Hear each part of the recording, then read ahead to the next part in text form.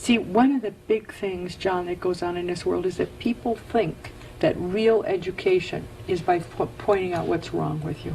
They don't hear in the reflections in people's voices, in their eyes, in what they say and do with them, that they're of value. And so when we hear enough of that, we begin to feel that we aren't worth anything. What do families do to grow children? Well, I'm going to act like I got a recipe book, which I don't, okay? First thing is that you know that the child is a person. Almost immediately after birth, the child hears, sees, just like you and I. The only thing they don't do is how to translate this into any kind of symbols that we recognize. So we need to remember that we have an interacting human being, a person. Then the next thing, and then we treat them as a person. Then the next thing we do is we sharpen our ability to listen, to hear what's going on, to see what's going on before we make judgments. I often use the metaphor of the gardener. I think parents need to be good gardeners, and that means that what does a gardener do? A gardener takes seeds, and it never says to the seed, now listen, if you don't grow in a way I want you to grow, I'm going to throw you out. They don't do that. What they do is they take that wonderful seed, and they say, now I got to find out what are the growing conditions of this. What's the light, and what's the fertilizer, and what is temperature? And that's what I would like to see people do with children, because everyone is unique. So how can the parent use their powers of observation to be able to see what is this new little being that's coming into being? And when you do that, you spend more time in listening and in observing than you do in judging. The other piece to that is a willingness to share what goes on in the parent. For instance, so many parents think that they have to be paragons of virtue to their kids. They never made a mistake, or they never get upset, and la la la, all these questions. Well, actually, that's not true. You know that, and I know that. And parents have a mistaken idea that that's the way they can model, that there's a time at which none of these things occur to people. Actually, when a parent talks to the child about how they make mistakes, and how, and what they feel like when they do it, and how a mistake can be an entry to a new possibility, because you can learn from that. You've used an illustration of you're too young to really understand, referring to what parents say to children that really doesn't help. That's right. Why? Well, I worked out a 3-point thing about life. Between the ages of just birth and 18 or 20, you're always too young to. Between the ages of 45 and death, you're probably too old to, according to this. And so that only leaves those times between 20 and 45 where you're supposed to be okay, whatever that is. So if you spend the first years of your life getting experiences of being too young to, where do you develop a sense of your own adequacy and competency? You don't. And so people wait until that magical age, which is between 21 and 45. Well, they enter it when they need to have these feelings of competence, but they don't have them. So then they have to develop them. But then, midway between, they look ahead and they say, well, you know, when I get to be 45 or 65, something like that, I'm going to be too old to. So what's the point? Another one of your metaphors is the metaphor of tapestry. Yes. I start from the principle, John, that every one of us is a unique being. We came here by the activity of 2 other people. Each of those people is a unique being. They join their uniquenesses in some way, which becomes like the loom upon which I, as a child, will begin to develop the form and the design that I will be for myself. So if my parents or the people around me are conscious of the fact that they are unique beings with their own vibrations, their own tastes, and their own ways of doing things, and they can be a reservoir of help to me as I bring what I have in my design flows on the tapestry. And it's mine, it's no one else's. I'd like to return to each of those metaphors and ask you to indicate the role of the family to create experiences that will lead to a more peaceful world. Let's start with the metaphor of the pot.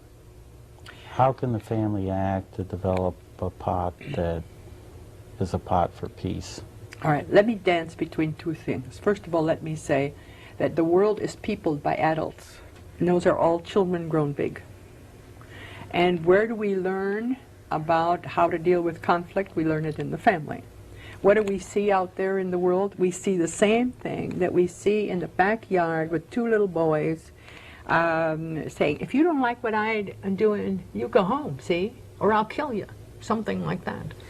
All right. Those are reflections of how conflict is handled in the family. That is the same as what we see out in the outer world. Okay.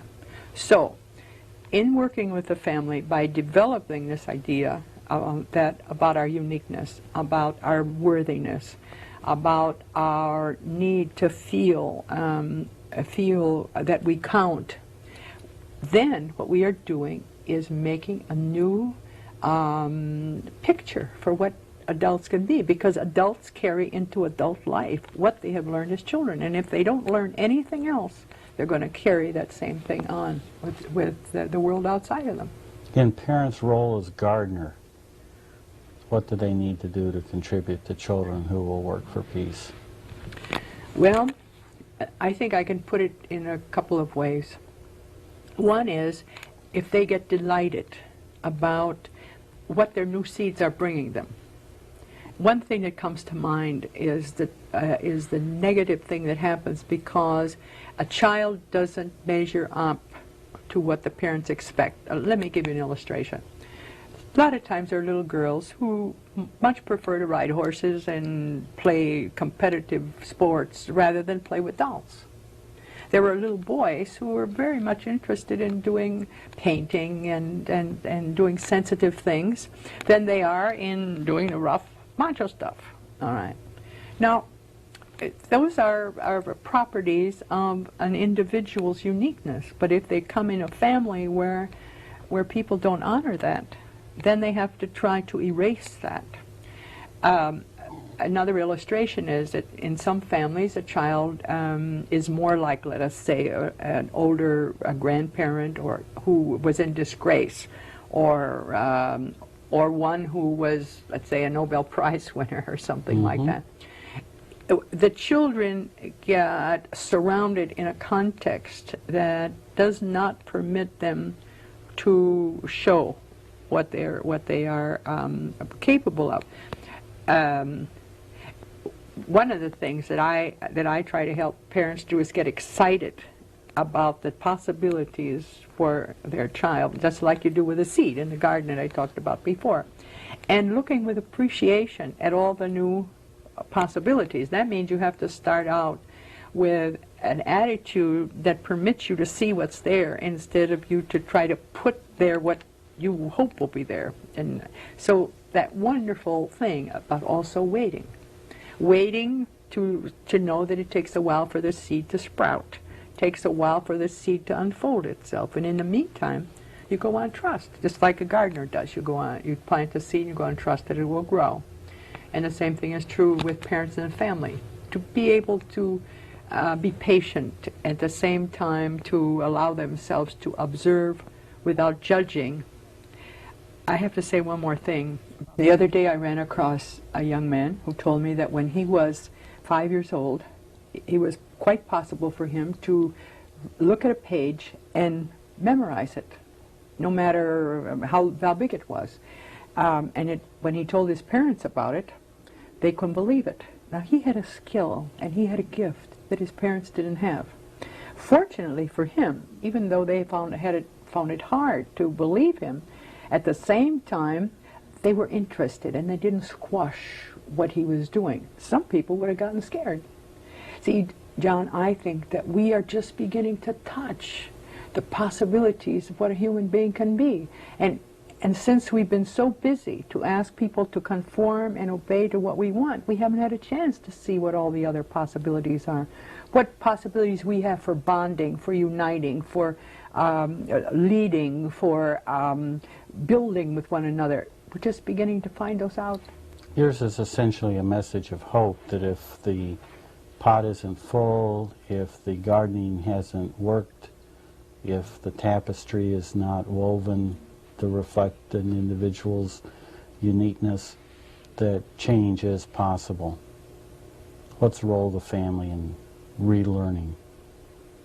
Now let me preface that by saying, see, it is no longer for me a matter of possibility, what you say about change. I know it is a fact. It is an observable fact. I have worked with people for up to the age of 104, from 2 weeks on to 104, and I see what change is possible. Now, you ask, what is a change possible? First of all, it's a change in an attitude in ourselves, that we can get a connection with the life force within the two of us, that thing that makes it possible for us to live, to feel our sense, to sense what's going on. That's one of the things that happen. When I get more connected and more aware of you as a live being and me as a live being, you as a miracle and me as a miracle, because isn't life a miracle in and of itself? Then what I begin to do is I shift from being a controlling person to somebody who is empowering. And so the whole notion of how I can empower you, and if you're my child, means I listen to you, I respond to you from my own real self. I am also able to let you know about certain realities that I see that maybe you don't, but it's within a sense of appreciation, of joy, and of life contact. You've really written that communication is the heart of beginning to bring about change. How should people learn to communicate? If you were to articulate the major goals you hope to contribute to peace, what would they be? Well, first I will give you the form, and then I will give you the essence. The form is that when I connect with you, any you in the face of this world, I am connecting with you with the attitude that at that moment in time, you are the full focus of my attention. And therefore, all my being is focused on you. That means I'm looking at you. I'm not thinking of somebody else. I am listening to your words. I'm not making them up. I am feeling free that I can share with you however this comes off. And in doing so, I am developing a context around us that makes it really possible for us to share whatever it is that's going on. I made a tape once between two people, and I had them accept from the beginning that they were supposed to behave as though they understood each other, whether they did or not. This became an experience in such irritation that before very long they were ready to kill each other. See, if we can't share what we're feeling, then we have to make it up. Urge that people not avoid anger, that they deal with it as something that can be the beginning of real communication. Let me tell you about anger, for me anyway, because I remember I made everything up, I'm telling you. Anger is our emergency emotion. It's one of our greatest friends. It comes up when something's off, when we're overcome with some feeling of helplessness, or we're overcome with a feeling of outrage. It's a very important emotion that says to us something's out of order. All right, we need that, just like we need the red light in the car that says, hey, watch, your gas is down or your brake fluid is down or something. That's a very important function. Now, when we can honor that and let ourselves know and articulate the fact, I'm angry at this moment. I don't say you made me angry. I simply state this. And then I can then take a look at what it is that's going on, and I might be able to share that with you. Some of the greatest bondings come about because people have shared on that level of things. There's nothing I can do about anything that happens, certainly around you, or even around myself, unless I make